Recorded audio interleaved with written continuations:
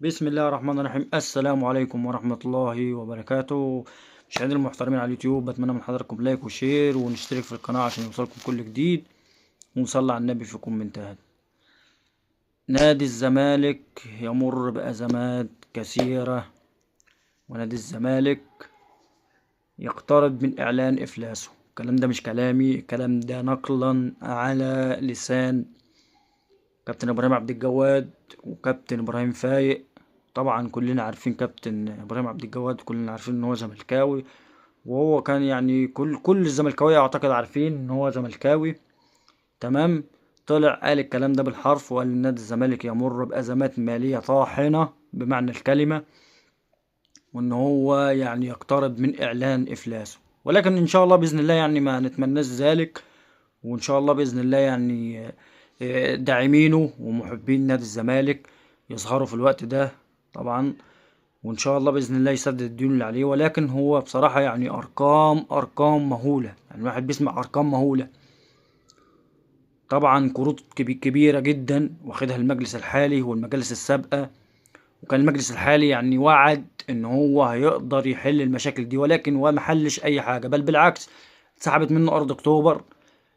جاب قروض زياده على القروض اللي كان واخدها المجالس السابقه، يعني زاد الطينه بله بمعنى الكلمه زي ما بنقول.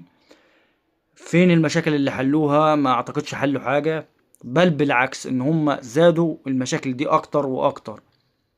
يعني انت جايب لعيبة، يعني اغلبهم جايين طبعا خلصين عقود مع انديتهم، ولكن البعض منهم جايبينه من اندية، والاندية دي ما خدتش فلوس، فالاندية دي راحت اشتكت للفيفا.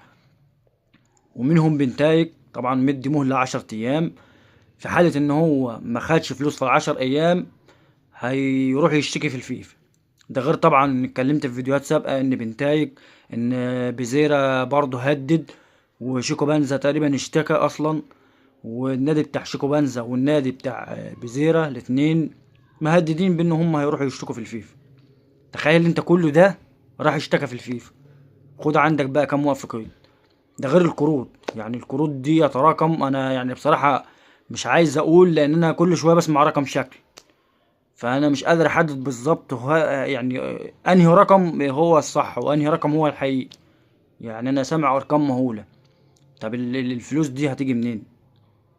ففي الوقت الحالي من المفروض محبين وداعمين نادي الزمالك رجال الاعمال ان هم يقفوا في الوقت ده جنب نادي الزمالك. نادي الزمالك محتاج لكم، ونادي الزمالك محتاج منكم الدعم في الوقت الحالي. شكرا.